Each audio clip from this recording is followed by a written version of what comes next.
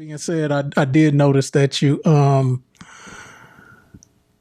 got some cordless versus corded. You know, like what's what's the difference? What you prefer? What just kind of I mean, of course, cordless. I mean, I would like to have cordless mics or cordless tools. I mean, I have, but in some instances, I prefer corded. So, Okay.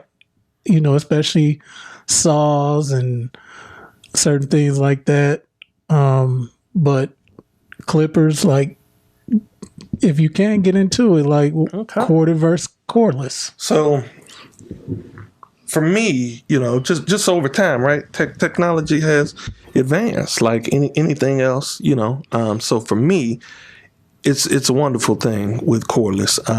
Any barber out there knows that over time, your cords they splice. You have to change the cords out. They've made racks and stuff to hold them upright. But like for me, I put my clippers up.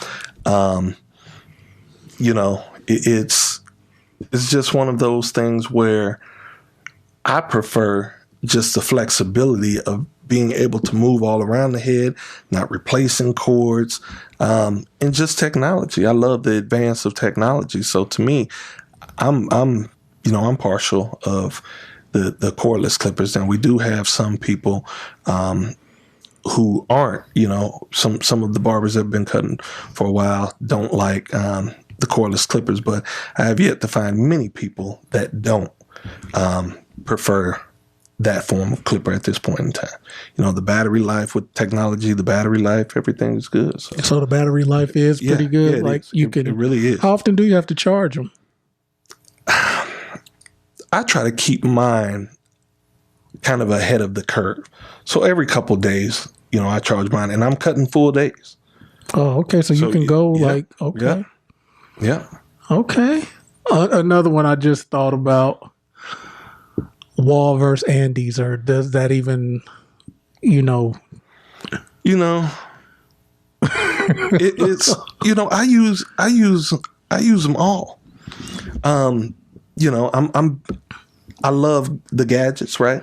So new clippers come out and they may cost a little more. But I'm gonna tell you, one of my favorite clippers is the Wall Designer cordless, and they're not nearly as expensive as some of the newer clippers.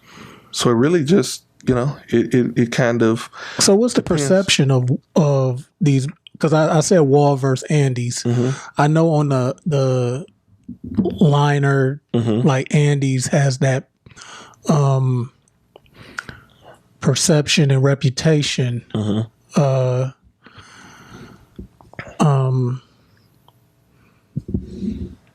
They have that perception that that's the top of the line when it comes to liners, I guess.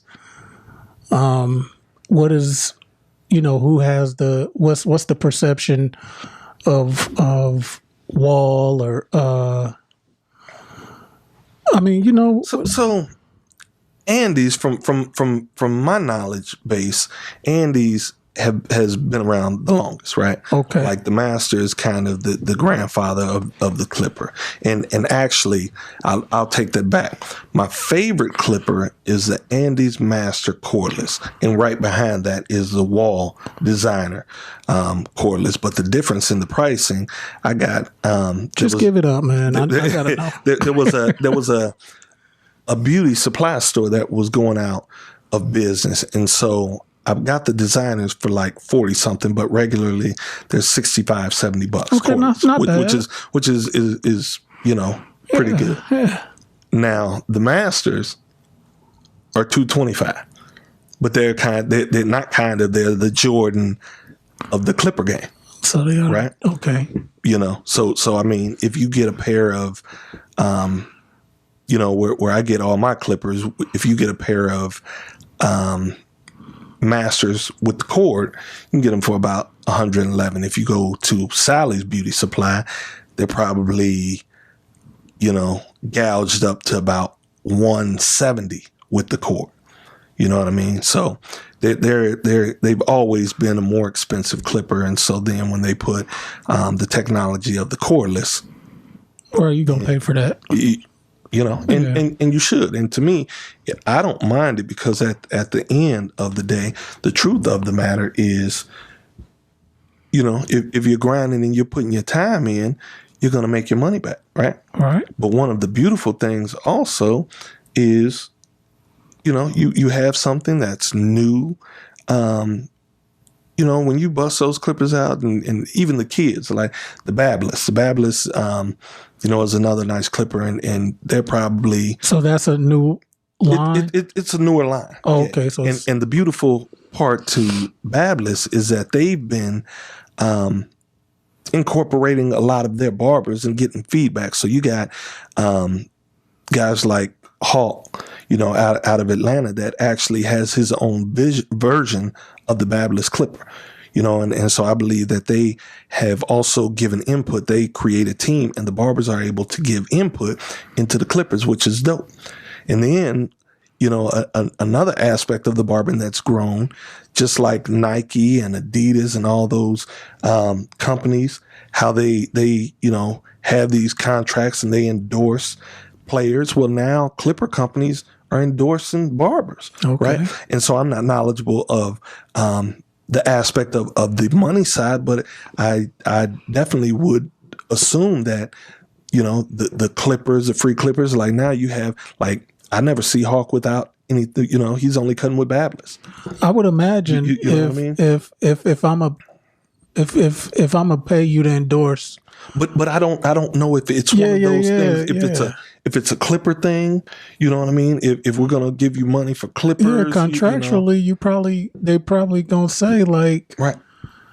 So, but I don't know the money, but just the thought that a clipper company endorses barbers. Yeah, that's just, think about the evolution, bro. Yeah. So you know, but again, like we talked last week, they're not cheap.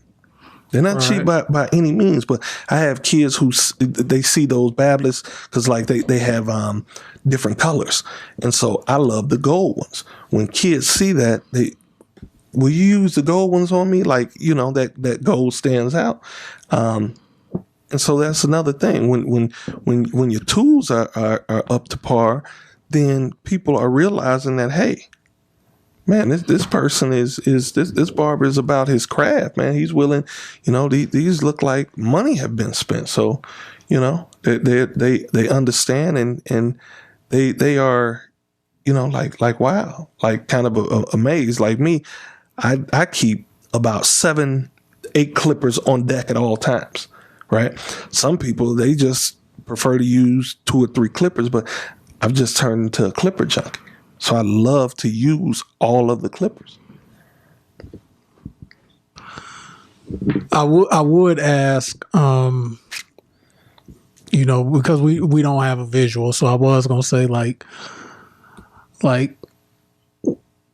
when you have somebody's in the chair and you're doing something, like, when do you know, okay, this is the clipper I need to do to get this vision that I had before I even started? I mean, do you? So I have a methodology of how I go about, you know, how I attack the haircut for the most part. But once you comb it, you brush it, you look at the texture of the hair and what they want. And different clippers actually do different things. Like some, you have Andis Fade Master, and it comes with a fade blade. It's a surgical blade, so it gets really close. So it's for the purpose of blending and getting that line out of the ball fade. So I know, you know, and typically they say whatever you put it in, you know, the line in with, you get it out with. But, you know, that surgical blade for the most part will get all of those lines out, right? If I'm using the Babbless FX, you know, it does, and with the guards and how the teeth are separated on the guards, they do wonderful with straight hair. You know what I mean? But their liner is exceptional. So, you know, like if you got a little kid, you might have something a little sharper, right? You know, if something less sharp that hits just as hard, or, you know, you may use that on little kids. So it just depends on the haircut. But once you get adjusted to each clipper, you know the benefit of each clipper and what they do. So I I'm like I said, I'm enjoying this. Last question about tools. Last question I have. Okay. It just seemed like no matter what everything that you've talked about, especially with liners and things of that nature, and sharp and blade, this blade. It just seems like nothing has. Is there anything out there that has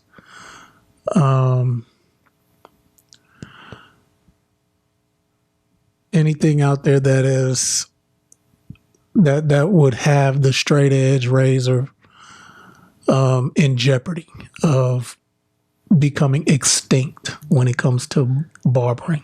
Absolutely not. that razor. Absolutely not.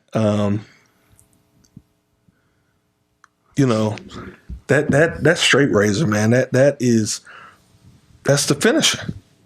That's the icing on the cake. Now, don't get me wrong, because there are some clippers out there, and like I said, with technology, because that's one of the things. You can buy 5 of the same clipper, right? You can buy 5 of the same liner, and a lot of times, none of them are going to come out the box hitting the same, meaning the sharpness of them. So you'll have to adjust them. And so one of the benefits to the Babless is, one, if you look at the Babless, and I should have brought it, it's kind of like a dumbbell. It has a dumbbell effect, but the neck kind of sticks out, because what people start doing with the Andes style liner or the Andes T-liner is that they start cutting the plastic base off of it, so it would be able to get around harder to get places, like the C cup of the ear and those type of things, right? So that's what that's called, a C cup? Okay. or you're creating that C cup on the line. So, okay.